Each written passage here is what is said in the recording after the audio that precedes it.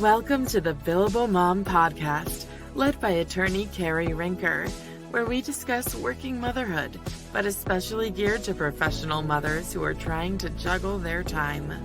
Our time is precious, both at work and at home.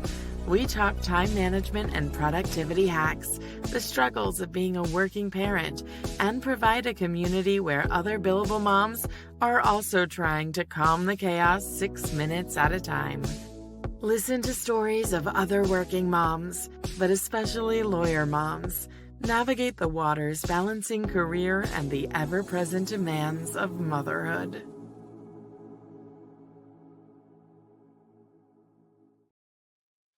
Hi, I'm Cari Rincker. I'm the Billable Mom. I'm really excited for today's conversation. We have Liz Nohren in the house, and Liz is actually here right across town from where I'm recording this right now. I'm here in my hometown. So, Liz, why don't you introduce yourself to our listeners and a little bit about where you are professionally and your path to becoming a billable mother? Yes, so my name is Liz Nohren, and I'm the managing partner of Dove Attorneys at Law in Shelbyville. And I practice a general practice of law. I do have a concentration, I think half my practice in family law. So. Why don't we back up a little bit and tell our listeners how you ended up basically practicing law in your hometown, sort of your path, full circle here. Yeah, so I was a graduate of Shelbyville High School, like yourself, and my father was an attorney here at Dove and Dove. I grew up 3 blocks away from the law firm, so I spent high school summers and breaks and college summers and breaks helping out at the firm. I knew pretty early on that I wanted to go into law. So I went to undergrad at Illinois Wesleyan, went on to law school, graduated, and then, like a lot of young attorneys, wanted to check out the city. So I did an internship in St. Louis one summer, and then I landed a final internship in Chicago, and then took a job in Chicago at a commercial boutique firm, which I thoroughly enjoyed. I was there about 3-4 years, and I just really didn't love living in the city. So I moved home and joined the family firm in 2004, and here we are today. So I know you're a mother of 2 children, and so tell us where you were professionally when you had your first child.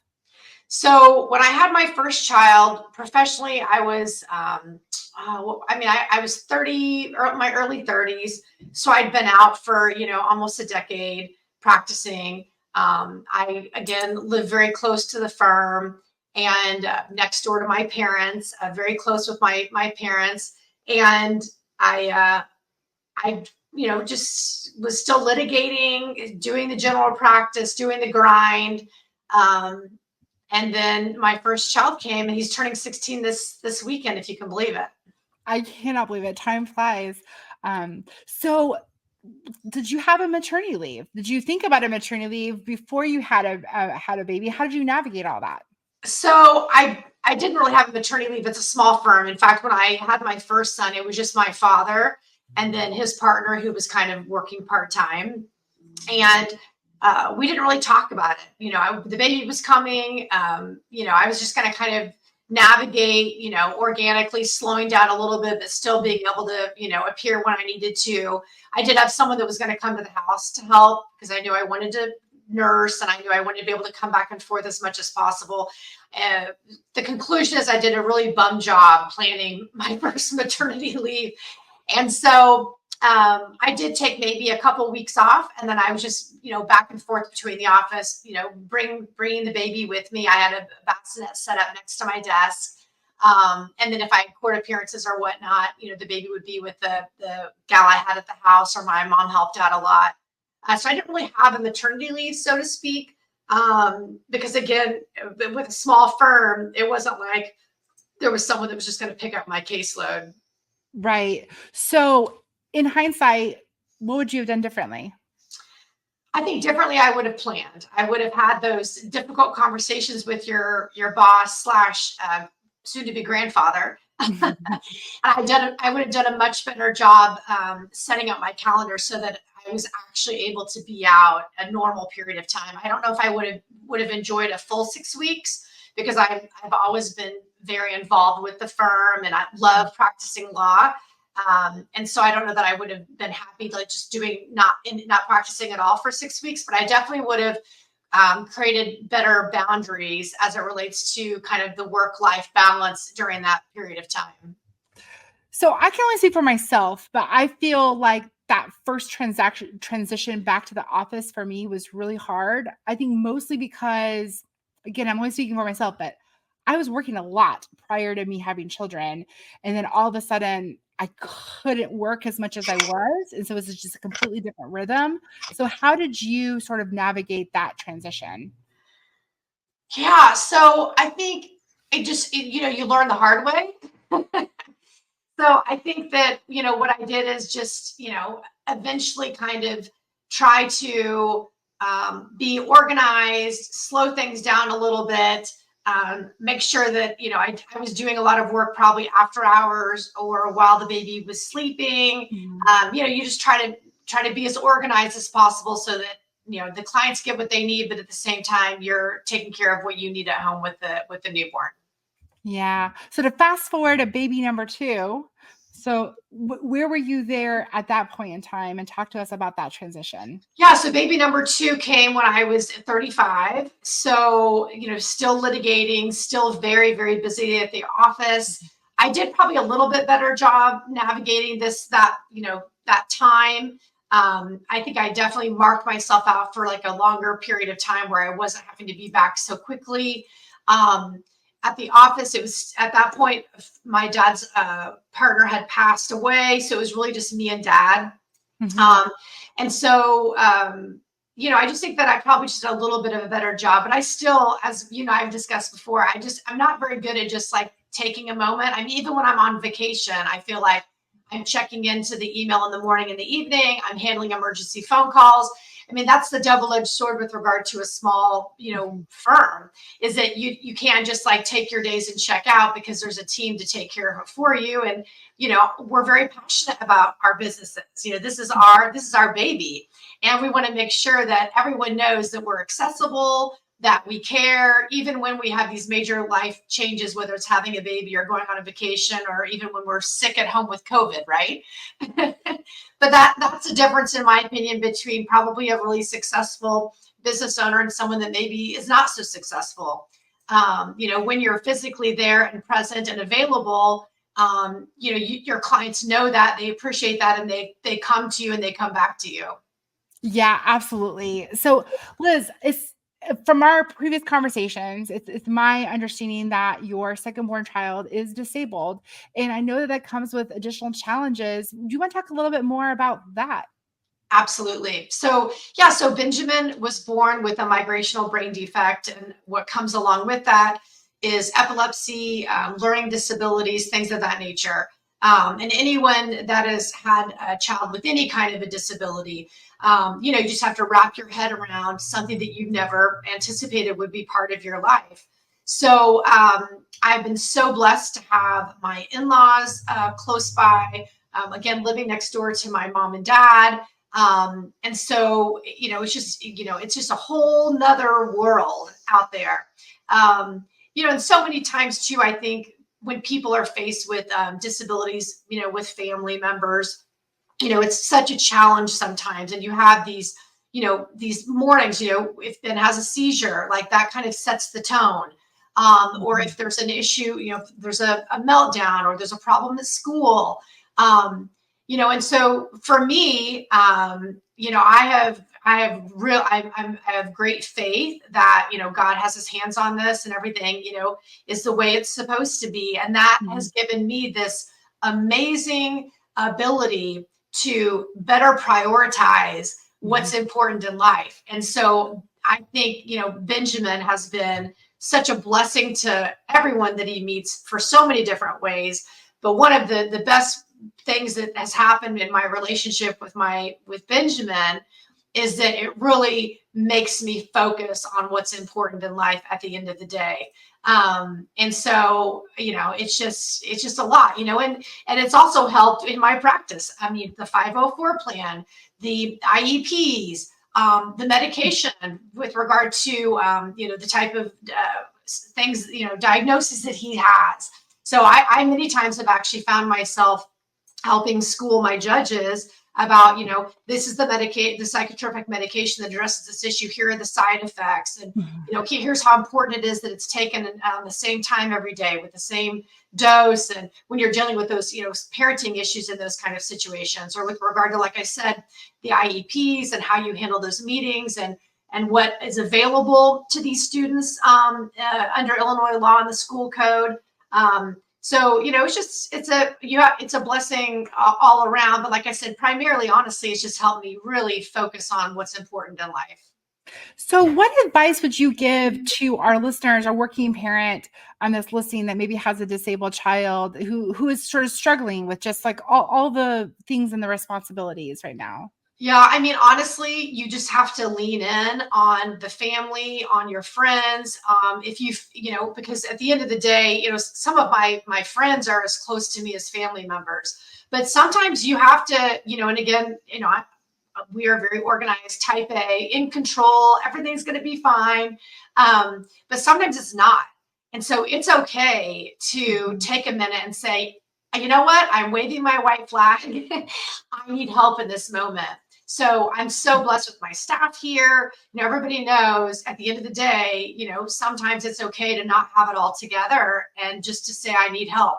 And that's, again, when I talked about the double-edged sword of a small business or a small law practice like you and I, you're not working for, 20 or 30 partners that don't care what's going on at home. You're saying to your staff and or opposing counsel or the court, you know what, I can't be there today. So I need a continuance. This is not going to happen today, or I need an extension on a deadline. And I have found especially in the rural practice, having spent some time in Chicago in a more urban practice, that people are very accommodating and very understanding here. In at least in downstate Illinois. I know you've spent time in New York and in the city environment as well. Again, I loved practicing in Chicago, but it's definitely a different dynamic because you're not necessarily in front of the same judges and you're not necessarily interacting with the same opposing counsel. Down here, we're all kind of a big family at the end of the day. And if I ask for an accommodation today, you might be asking me one for tomorrow. So it's been very fulfilling for me to have that, have this experience here in Shelby County. Yeah, absolutely. So, Liz, you mentioned your father, previously, and for full disclosure to the listeners, like I grew up with your father, and he would come to track meets, and I would hear his voice from across the track field, telling me to run faster, and he was such an inspiration, and anytime I'm asked like, about why is it that I decided to practice law, and, your dad was literally the only really role model that I had as a lawyer growing up prior to basically me being in Washington, D.C. and being surrounded with lawyers at that point in time.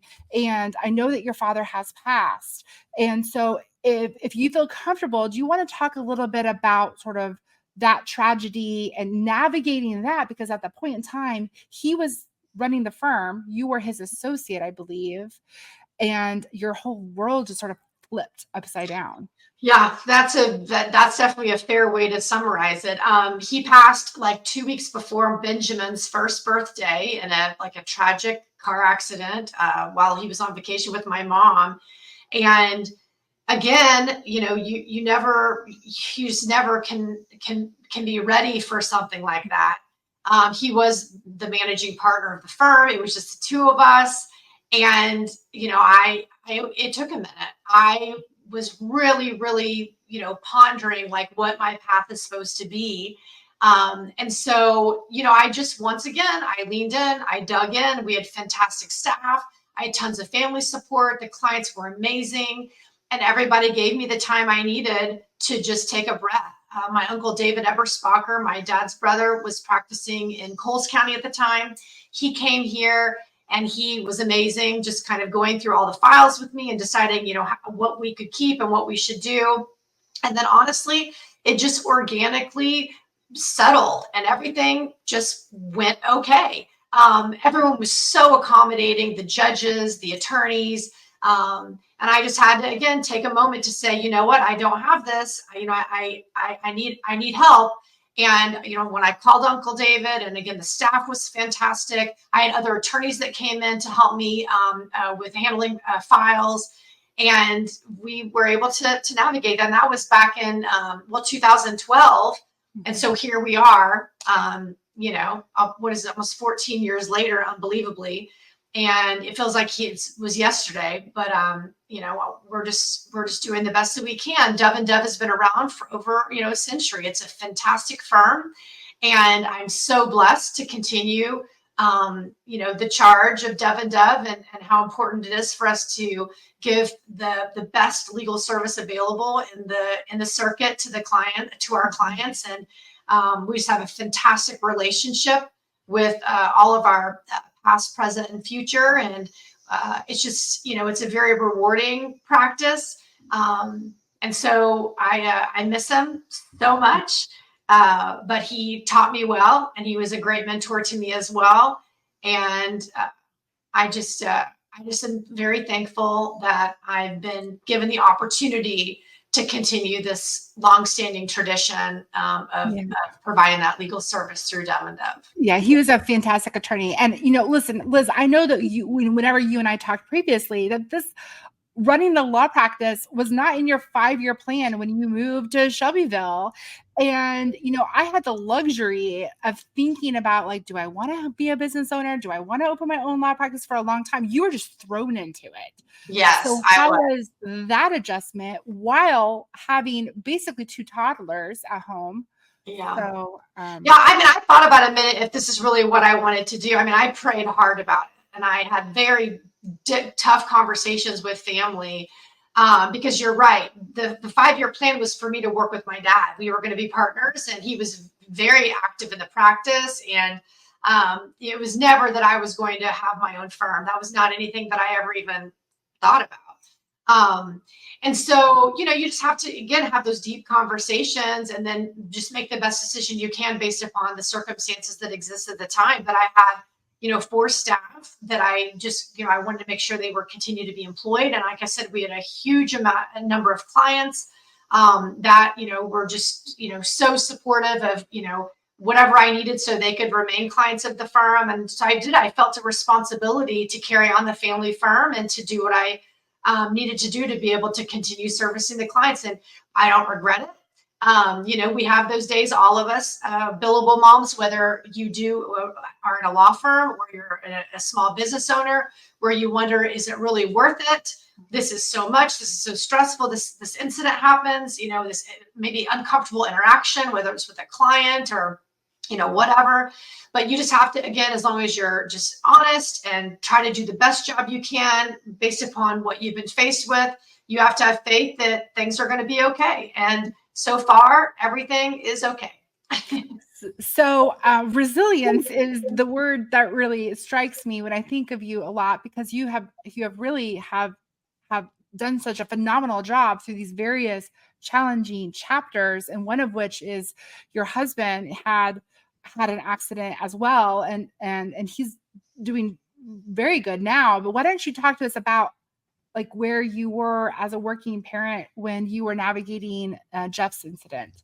Yeah. So when my husband was in a UTV accident, and it was in the fall of, let's see, William at that point was in 4th grade.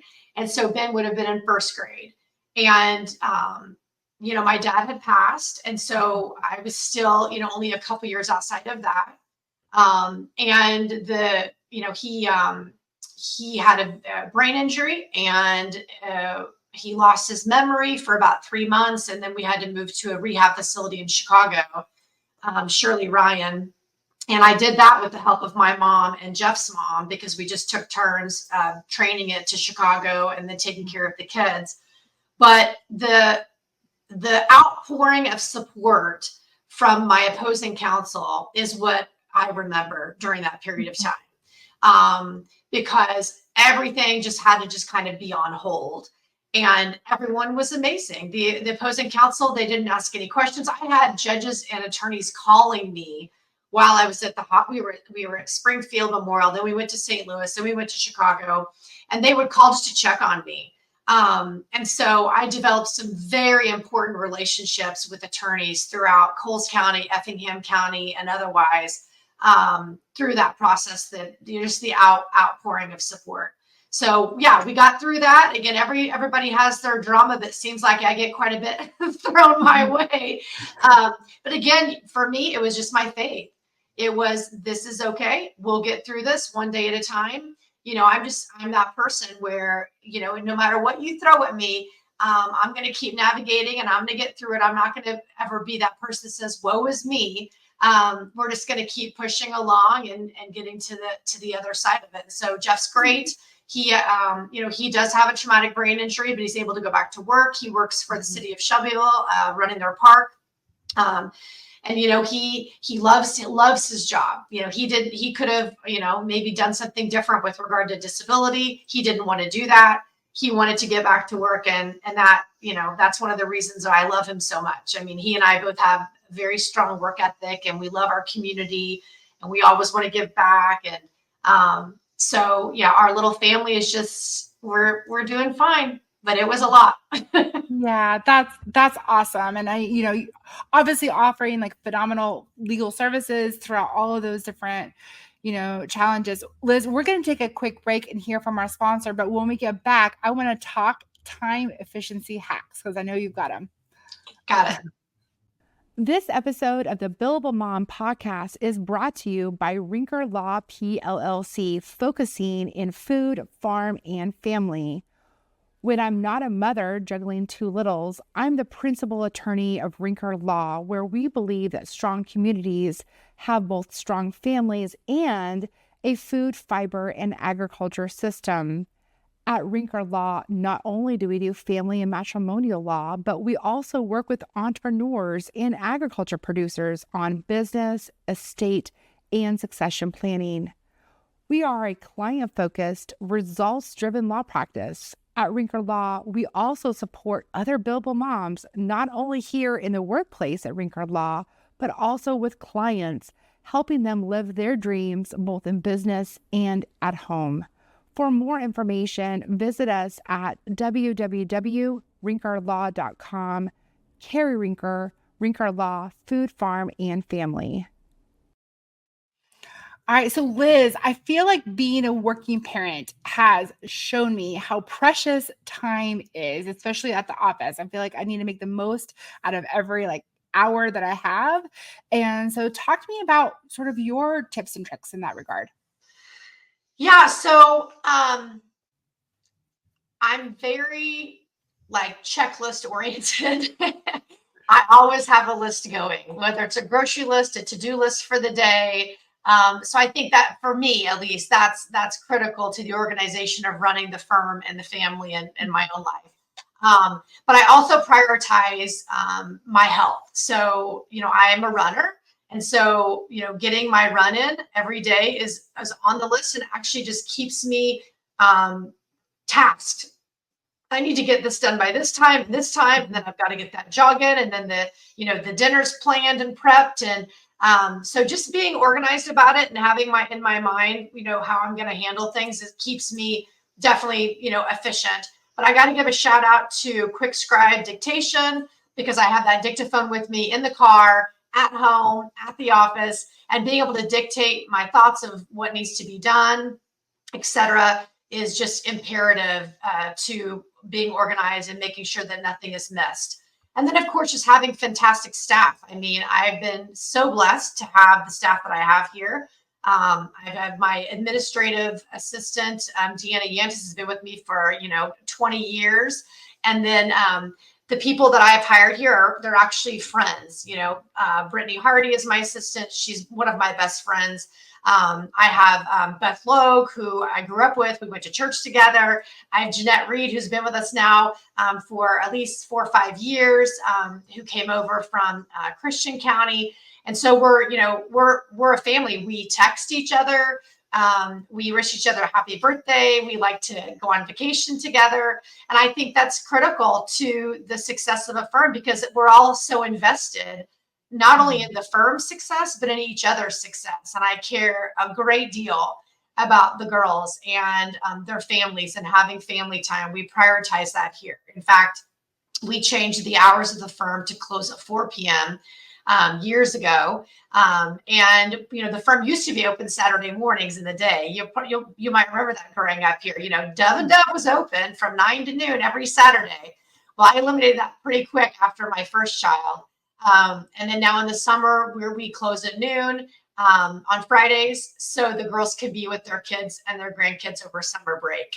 And so, that does cause a little stress on a Friday morning to try to get everything done, but it's a minor price to pay so that the girls can have time with their families. Yeah, that's awesome. So to take one of those tips one at a time here, starting with Quick Scribe, because I am not like fully a dictator. An app called Copy Talk was recommended to me. It's actually an app on my phone, and I dictate sometimes, and then I get emails with a transcription. Like, tell me how Quick Scribe works exactly, and like how do you utilize it? Yeah, absolutely. So Quick Scribe is just a traditional dictaphone. So you talk into it, and then when you put it into its docking station at the office, there's basically a screen that comes up, and you choose who it goes to, and then it goes to them verbally, and they each have earphones, and they pull up in the morning and see what's available for them. But I'll send that, like, it's not always convenient to be on email, right? Whether it's just you're driving, that'd be one reason.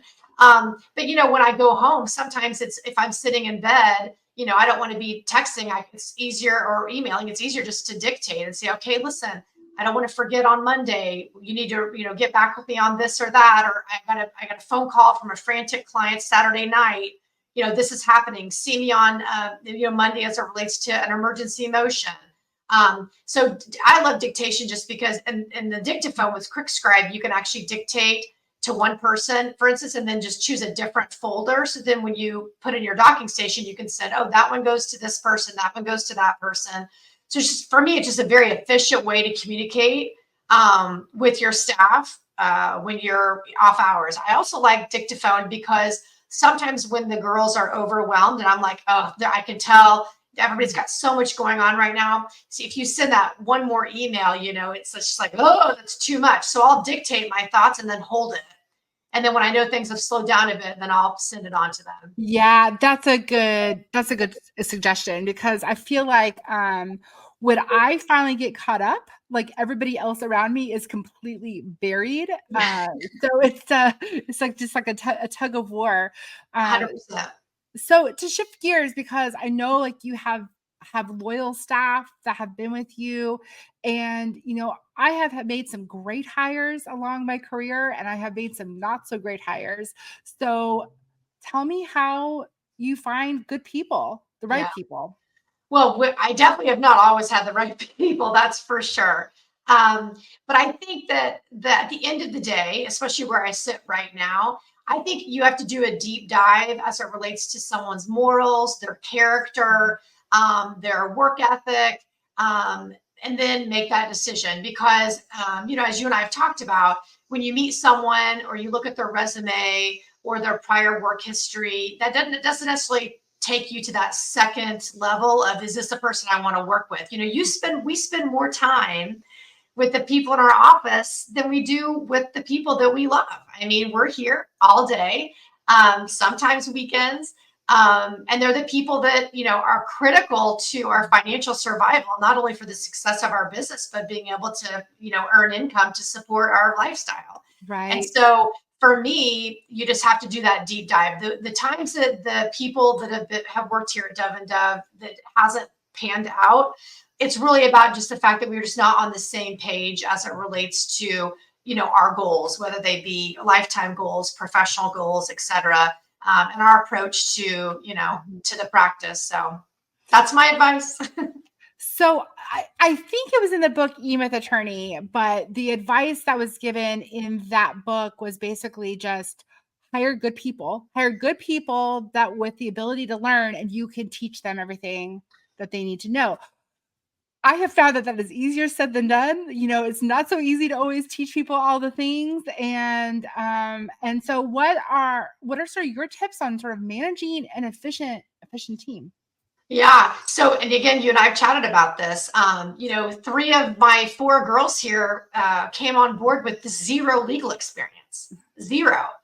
But they were good people with good work ethic, common goals to be successful. Again, I knew 3 of them most of their lives. And so, I think that's where the team comes in. Do we have the common goal of the success of the business, and to service the clients, in the same way, in the same manner, the best way possible. And so, in efficiency, not everybody here has the same personality by any means, but efficiency wise, I think checking in is so important, in this remote world of Zooms and Zoom hearings. And, I've never been a big fan of that. I want to sit down and have a cup of coffee with you. I want to know how your sick, daughter is doing. Yeah. I want to know what you have planned for your next vacation. And then I want to talk about, what is your to-do list? Where are your priorities for what you're doing here at my firm? And do they align with where I'm at? I talk to the girls face to face, each of them, no less than once a week. And I have a sit down with my administrative assistant once a week where we actually have an hour blocked out.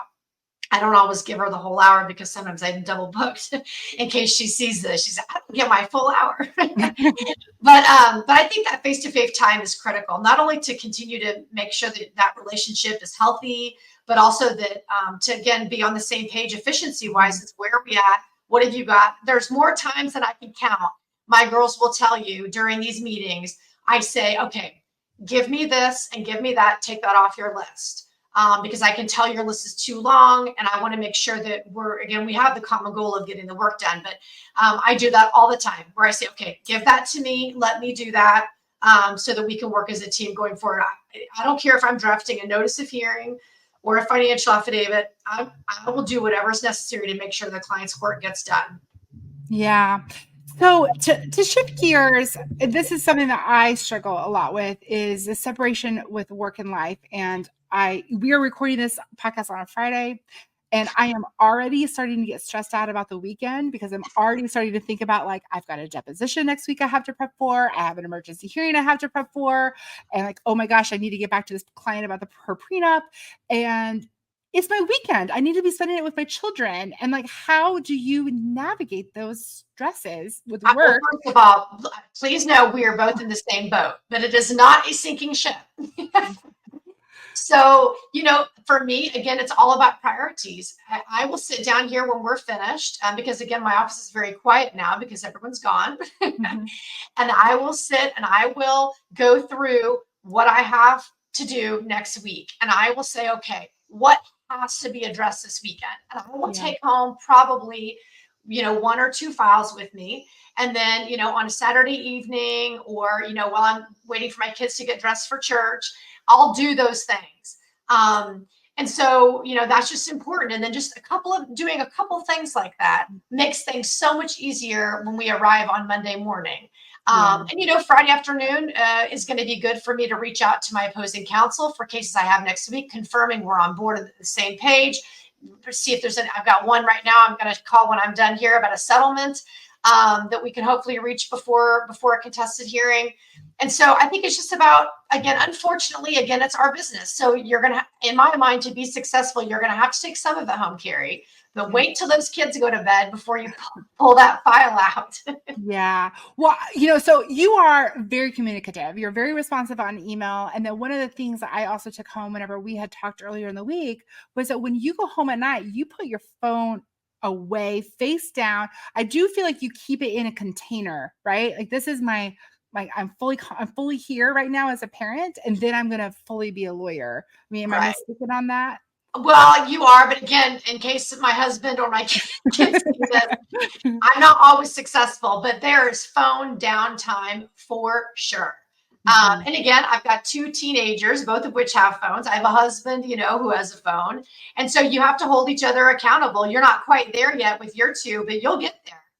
And, we have phone downtime where we say, okay, everybody, phones are down. We're not doing this. And I have many nights where, it's hard, but I'll hold myself accountable and say, to my husband, my phone's on silent. I left it upstairs. It's not coming down tonight.